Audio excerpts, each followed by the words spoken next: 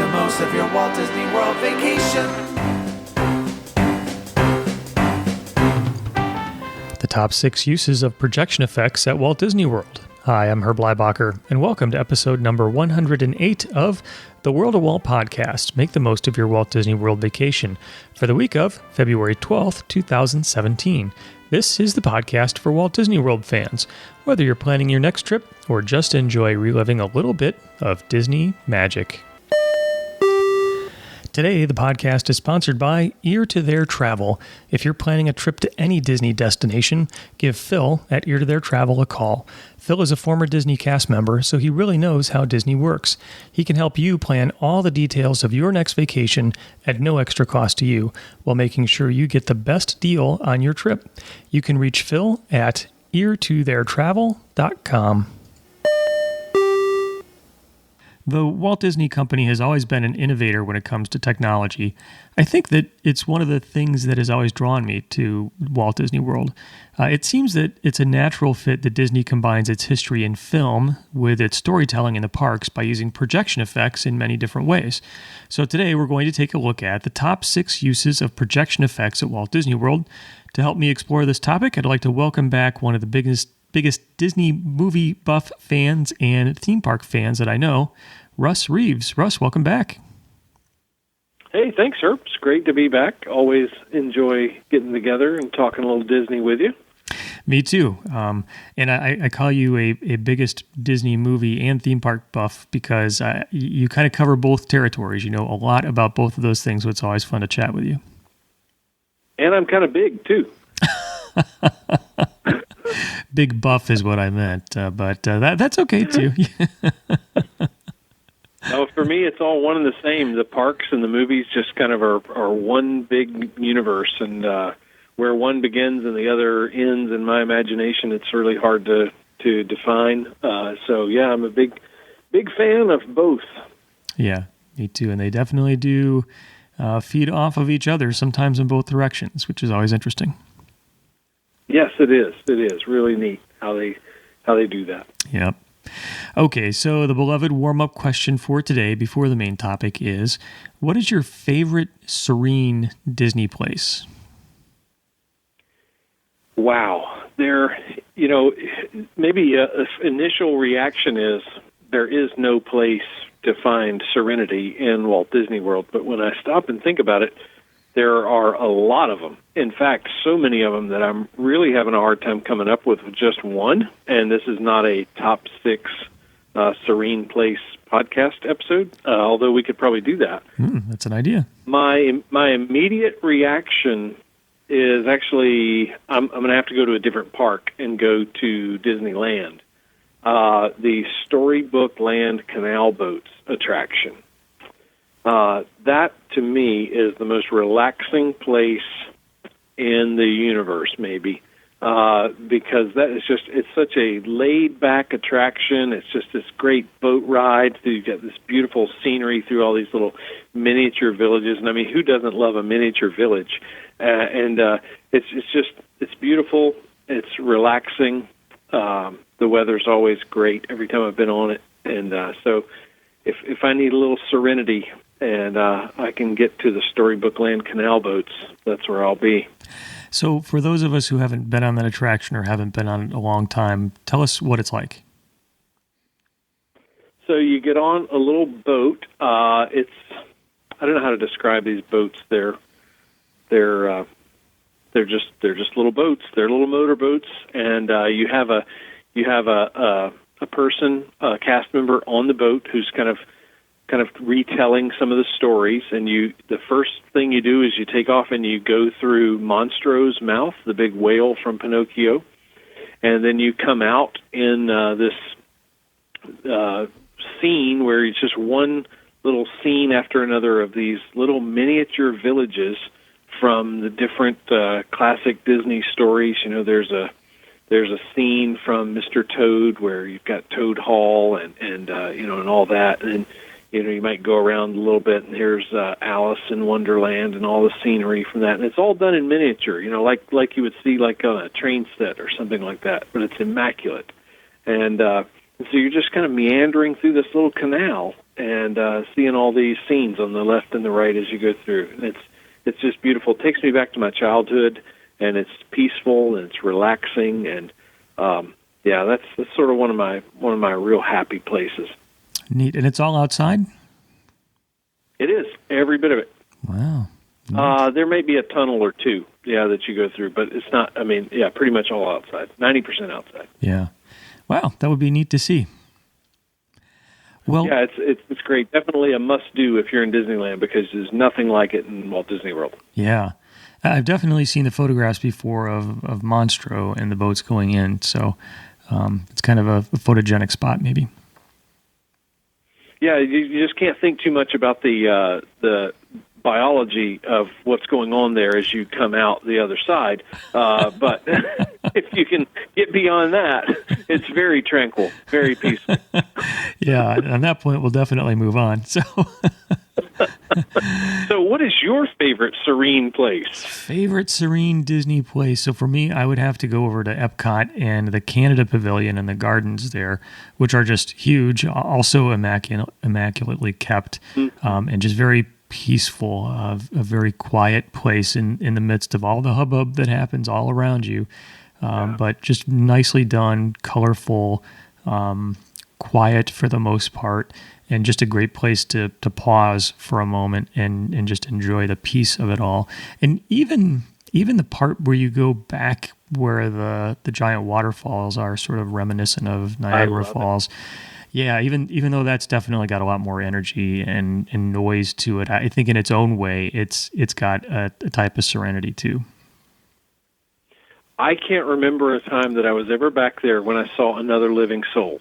Yeah. Every time I've ever gone back there, I've had it all to myself, and like you said, it's a great place just to get away from it all.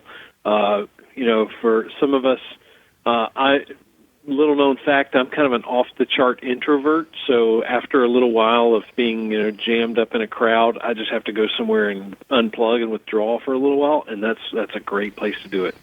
Canada is a good place for introverts, probably the Epcot version and the real version, too, I would imagine. So. Maybe the real thing, too. That's a good tip. We probably need a top 6 tips for introverts show someday, because I'm in that category definitely myself, so... That would be good. Yeah, that would be good. But, the problem then is we tell everybody our tips, and then they're all there, and then it's no longer a good place for an introvert to go.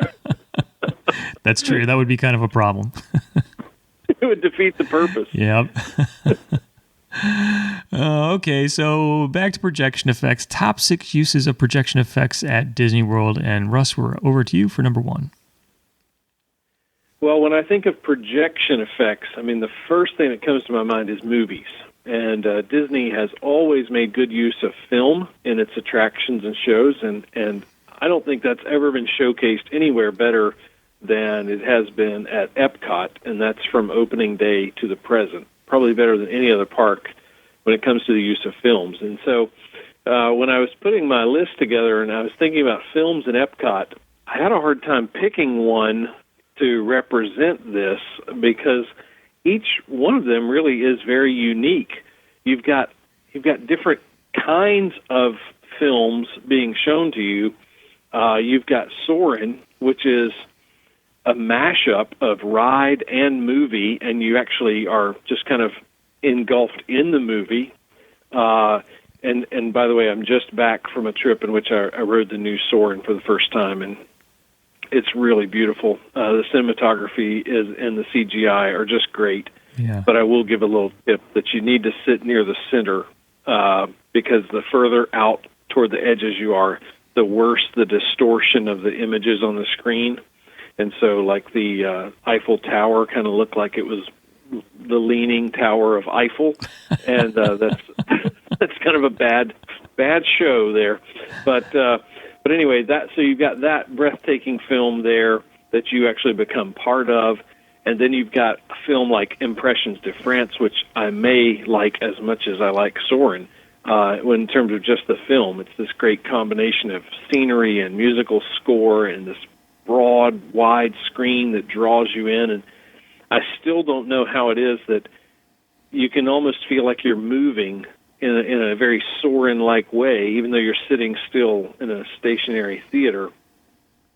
And then you've got O Canada, which is one of the few remaining Circle Vision attractions anywhere.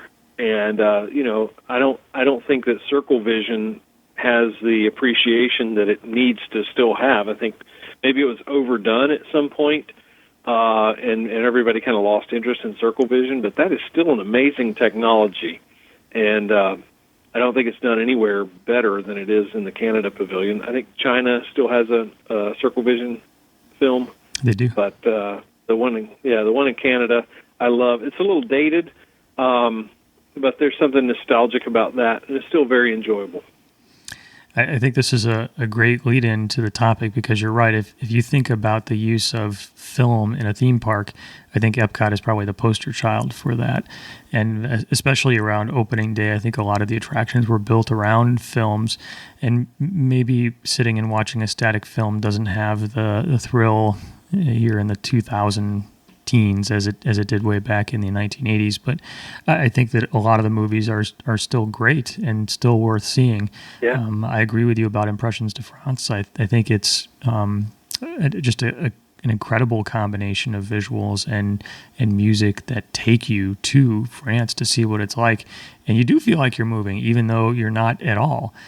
So I think it's one of the most underrated attractions in any Disney park. Yeah, I agree. And I think that Epcot just did a great job, especially in its prime and its early days, of using film to tell stories of faraway places and introduce you to things that you might never have a chance to see. Especially in China is a great example. So especially way back in the early 80s, people weren't going to China, and it was a chance for you to see what it would be like to be there. Yeah, I can remember that very feeling when I was a kid. Yep. Good. Epcot Films, number 1. Okay, number 2. For me, I'm going to go over to the Magic Kingdom and to Liberty Square. I'm going to go to a classic, the Haunted Mansion, and specifically, I am going to go to a scene that has its own name. It's called the Phantom Five, or some people call this the Singing Busts. So there are 5 busts, and each of these busts actually has a character name. The names are kind of interesting. There's Ned Nub, there's Uncle Theodore, there's Rollo Rumpkin, there's Phineas Puck, and Cousin Al. And each of these was done by a different person. None of them was done by Walt Disney, by the way. Back in February of '69, Disney had these 5 vocalists come together at their studio in Burbank, and they recorded the musical soundtrack that was going to be used in that scene of the Haunted Mansion. Disney's original plan was that they were going to have a different set of actors come in and take a film of the actors and marry it up with the audio that was recorded.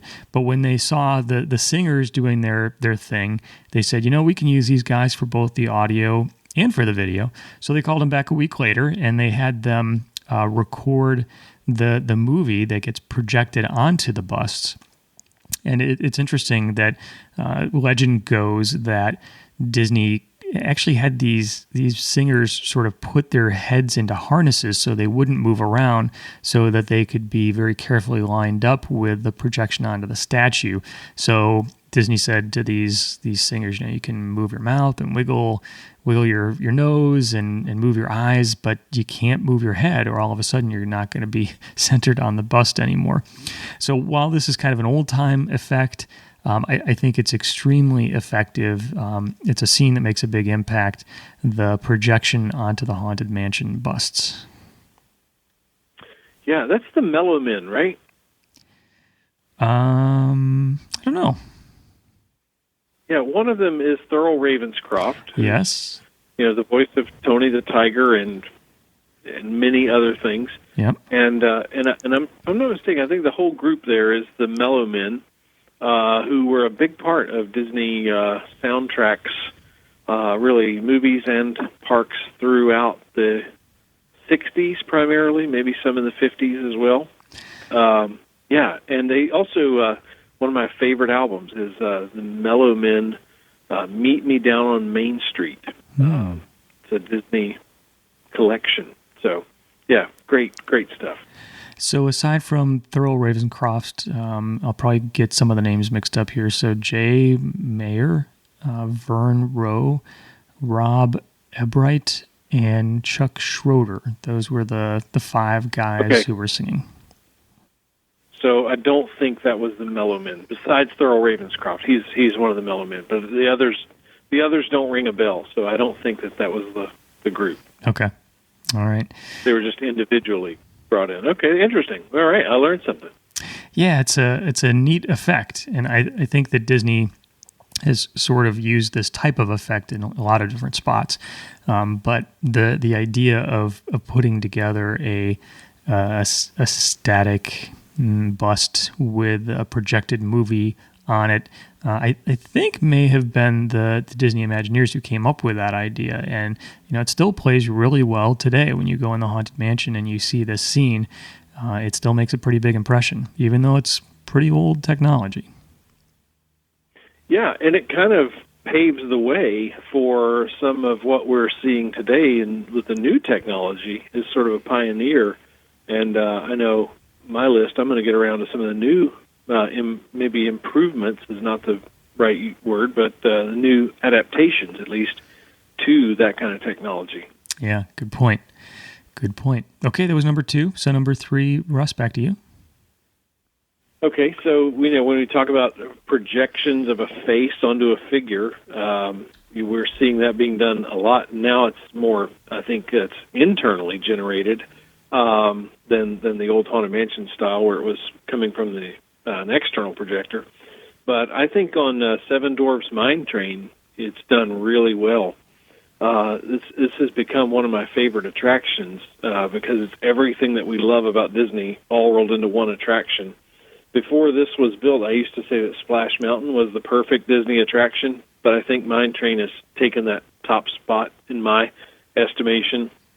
I just wish it was longer, but, it's this great happy medium between Thrill Ride and Dark Ride, and it's in the Dark Ride portion when you're going through the mine that you really get to see those projection effects showing off. You've got what I call audio animatronic 2.0 figures there of the dwarves with the classic audio animatronic figures with the projection faces, and it just really brings them to life. There's so much expression that they can bring to those faces that you couldn't do with the old classic animatronic figures. And then on the lift hill, you've got more projection going on with the silhouettes projected onto the side walls of the mine, and it helps bring you into the story. And so I think Imagineering gets an A+ on the attraction as a whole, and they really do well with the use of projection there. This is a really good one, and you're right. I think that the Seven Dwarfs Mine Train is a quintessential Disney attraction. We saw that internal projection technology with Buzz Lightyear in the figure that was in the queue, right.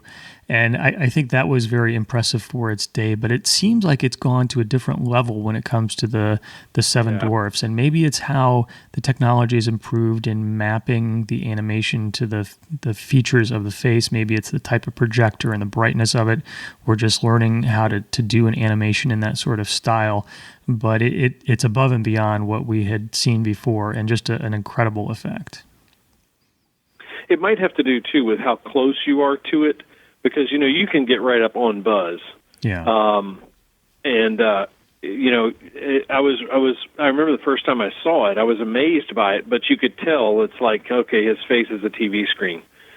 You can't see that with the dwarves because you're further away, and undoubtedly it's a new and improved technology, too. Yeah. So, it's definitely improved since those early implementations of it. Yep. Good. Seven Dwarfs Mine Train, number 3. So number 4, I'm not going to go too far, actually. You could probably throw a stone from the Seven Dwarfs Mine Train and hit this attraction, even though I don't suggest that you do that. But if Seven Dwarfs, you're going to get thrown out of the park if you do that. Seven Dwarfs Mine Train, I think, is a quintessential dark ride, and this, I think, has become the new standard and the quintessential meet and greet. And I'm talking about Enchanted Tales with Belle. I I like so many things about Enchanted Tales with Belle. I think the fact that you get to enter her house is amazing. I think the fact that there's a lot of guest participation is amazing. I think the animatronics in Madame Wardrobe and Lumiere are amazing.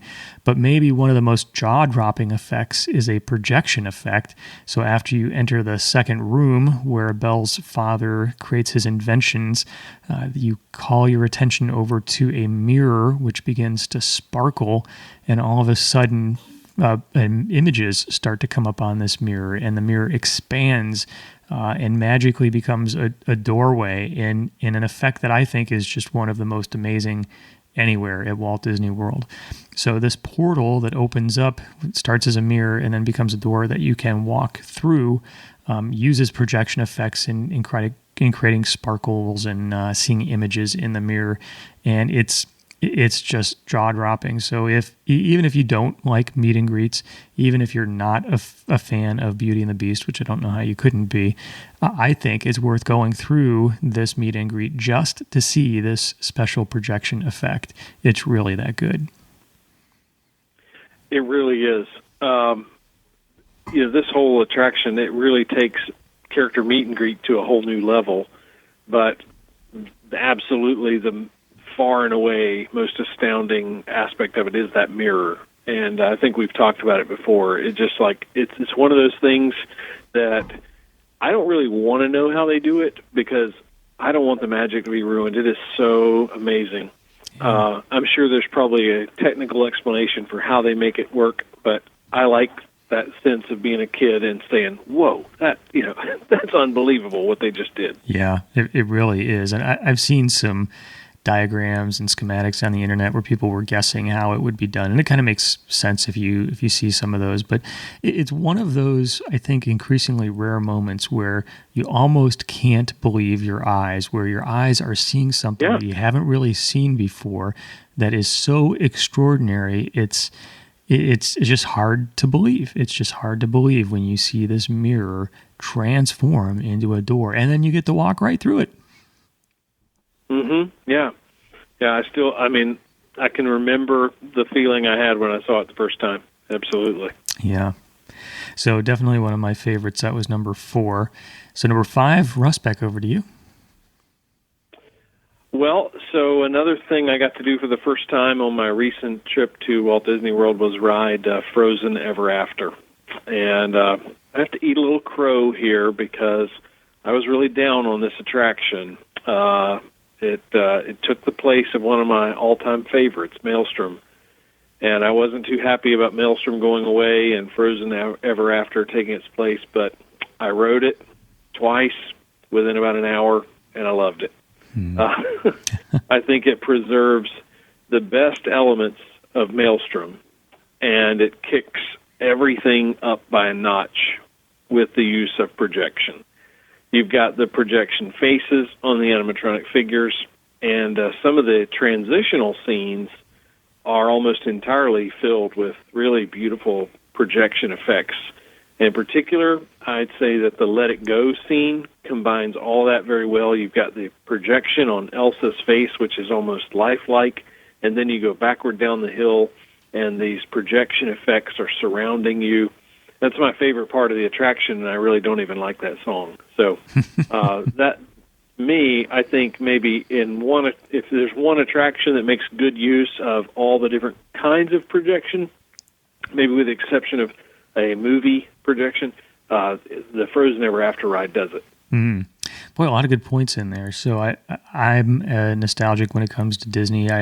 I kind of missed the idea of Maelstrom, but I understand the marketing behind it. No, little girls were nagging their parents to take them to go see the oil rig at Maelstrom, but I'm sure they're nagging mom and dad to go see Frozen, and so it was a smart move. I'm glad that Disney capitalized on the movie quickly in relative Disney terms, as opposed to maybe Journey of the Little Mermaid, which took several decades to turn into a physical ride. So I was happy to see that. But regarding the projection effects, I think just like the Seven Dwarfs Mine Train took the animatronics up a notch, I think Frozen built on that same concept and really just created these incredibly lifelike images and used it to tell the story in a way that's very, very compelling. And I expect that we're going to see really long lines for that attraction for a long time to come, because it's a winner. I wish it were kind of longer. I think it's got this sort of history now that some people maybe weren't happy about it, but maybe they've been wooed over by the fact that it was done so well. But I think Frozen's going to have a good long run there with one of the things you want to use your Fast Pass on when planning your trip. Yeah, two tips that I would say. First of all, don't be like me and rule it out narrow-mindedly before you actually give it a try. Go into it with an open mind and just experience it. Forget, comparing it to Maelstrom. Just experience it afresh, and I think you'll enjoy it. But secondly, both times that I rode it, I think the wait time that was posted might have been 90 minutes, and I don't think I waited half that long. So I think one time it was 90 minutes, and I think we waited about 40, and one time it was 40, and we waited about 20.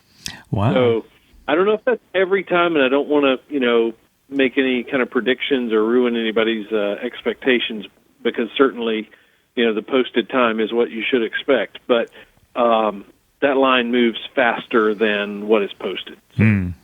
Good to know. Good to know. All right, that was a great one for the list, number 5, Frozen. So number 6, last one on the list.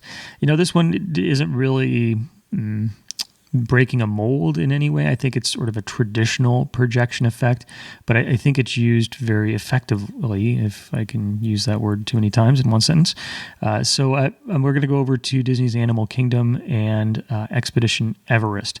So I'm a big coaster fan. I like how Disney combines the thrill of a coaster with detailed storytelling, and I think they do that especially well in Expedition Everest.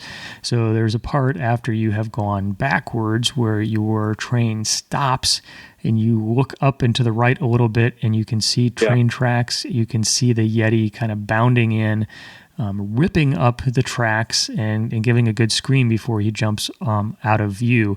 And all of this is done in sort of a silhouette before your train takes off again. I think it's a great way to introduce the Yeti without actually seeing him sort of in detail quite yet. And even when you do see him, it's just for a brief moment. But that's part of what the Yeti's all about. You can't really go visit a Yeti in the zoo. He's got this mysterious quality to him. And I just think the effect was done really well there. And I like the Yeti projection inside Expedition Everest. Yeah, I do too. The first time I rode it, I thought, when I came to the silhouette projection, I thought, oh, so this is the Yeti I've been hearing about? It's just a silhouette. And then it wasn't until you actually see the actual figure. I was, oh, so that's the one I've been hearing about. Yeah. And of course, I never got to see it actually in action, but they've done an okay job with what they've got to work with there, so it's not all bad. Yeah. But yeah, that's a great use there. That the silhouette projection's really effective in helping tell the story. Yeah.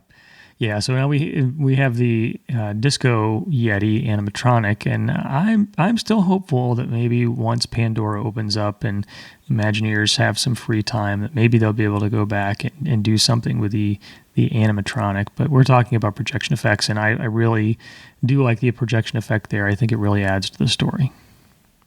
It does, for sure. Top 6 uses of projection effects at Walt Disney World. Number 1, Haunted Mansion busts. Number 2, Seven Dwarfs Mine Train. Number 3, Enchanted Tales with Belle. Number 4, oops, I got my numbers mixed up because I skipped number 1, which was Epcot Films.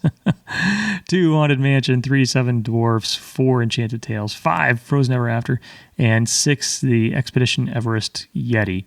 So, Russ, as always, a fun list to go through with you. I appreciate your taking the time to share your ideas with me. It really made me think. It really made me think with this topic. It really was fun to really brainstorm about where is this being done well. And so I appreciate you coming up with a great list there. Thanks for joining me. That's always fun. When the crypt doors creak and the tombstones quake, Spooks come out for a swing and wake happy haunts materialize. and begin to vocalize. skies. Grim-grinning ghosts come out to socialize. Now don't close your eyes and don't try to hide. Or a silly spook may sit by your side. Yes, we have made it through the list to the top 6 uses of projection effects at Walt Disney World, but our conversation isn't over. I'd like to hear what you think. You can add to our list by visiting the show notes page at worldofwalt.com/108, a page that works very nicely on smartphones, tablets, and desktops. I'd like to thank everyone who's been in touch, and I'd like to invite you to follow me on social media, facebook.com/worldofwalt and pinterest.com/worldofwalt. If you like today's podcast, I would appreciate it if you would share the word. Spread the word by telling your friends and family about it. To wrap up for today, I would, as always, like to give you a heartfelt thank you for spending some of your time with me. I'd also like to thank everyone who visits the worldofwalt.com site, where you can read interesting Disney articles and chat with other folks who enjoy Disney in the forums and in the comments sections. By listening here and by visiting the site, you allow me to share the fun of Disney with you, and that is extremely cool. Thank you very much for being a part of it. So until next time, my friend, may God bless you.